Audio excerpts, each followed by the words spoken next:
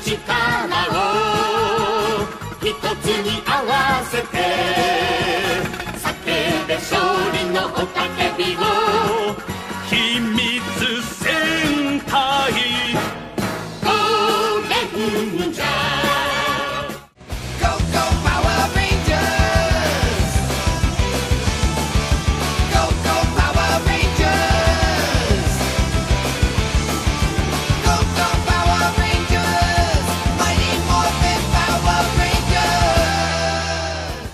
There's no getting around this fact. Super Sentai vs. Power Rangers' habit of having its Power Rangers characters originating from the year 2005 instead of 2012, the current year at that point in the franchise, is not because it's some kind of major plot point. It's because the Kalish era began in 2005. 4 seasons came out of this era, and the most controversial was Operation Overdrive.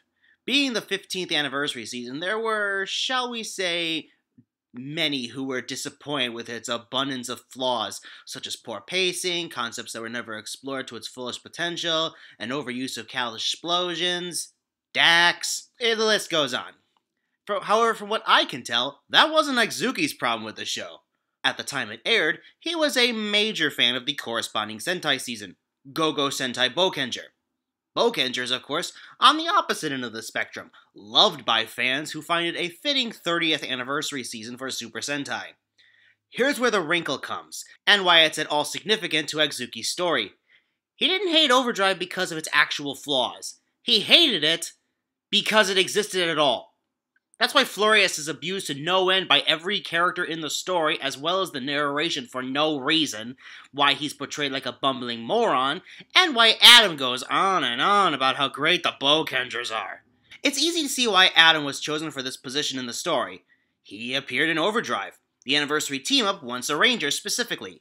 He's also a Mighty Morphin character, which means he has instant credibility in the eyes of potential readers of the story.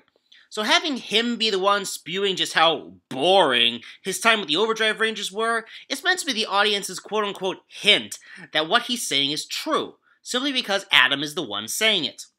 This is also true for the rest of the Mighty Morphin characters to a lesser extent whenever they say how inferior they are to the Sentai characters. They have credibility that Aizuki was hoping to exploit. But that's a topic for another day. As for Overdrive, his hatred was peppered throughout the story, as you may have noticed, with most readers, including the ones who didn't even like Overdrive, asking him to give it a break. But he didn't do that.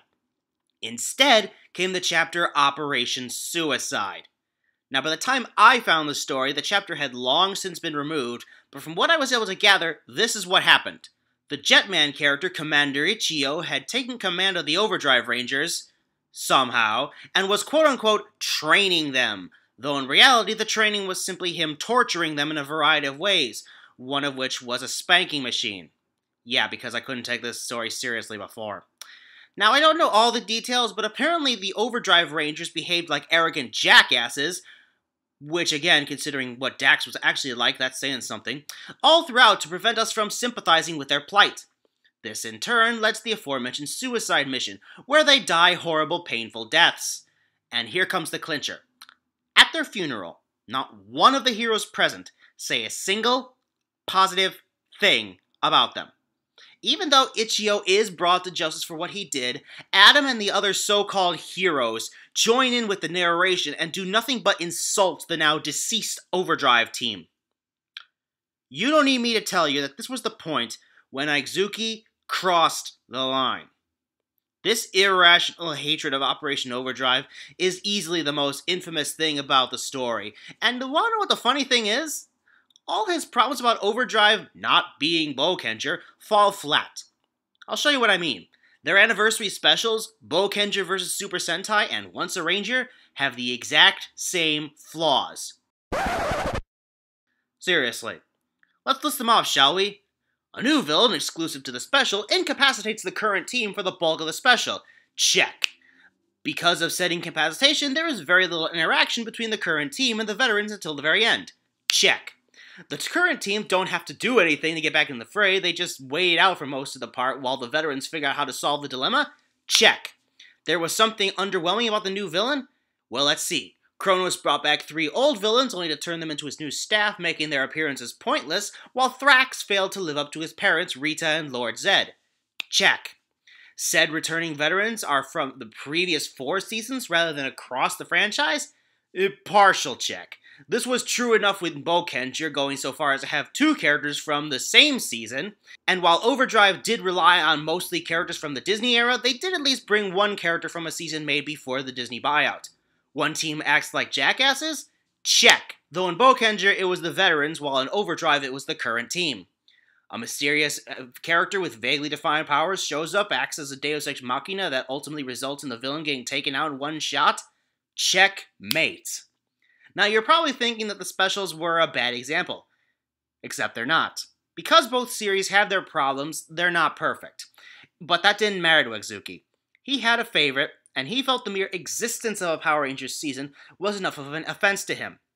While he has claimed that he went overboard in his more recent times, and that he doesn't find Bokenger to be as awesome as he thought he was, to the point that he's actually claimed that the Bokengers were all a bunch of drunken lunatics, or as he calls them, drunk tards, I don't think he genuinely sees what he did was wrong. How do I know this? Because the chapter he replaced Operation Suicide with was hardly an improvement. You'll see more about it when we get to Not Exactly Samurai on Friday, but here's the basics. Samurai has since taken Overdrive's place in the eyes of many fans as the worst season of Power Rangers. And Exuki's problems with Samurai are the same ones he had with Overdrive. It's a Power Rangers adaptation of a series he loves, Samurai Sentai Shinkenger. Not the actual problems with the season, not the bad acting or the copy-pasted scenes from the Sentai, but its very existence is a problem for him. And we'll see how he decided to handle that in this story very, very soon.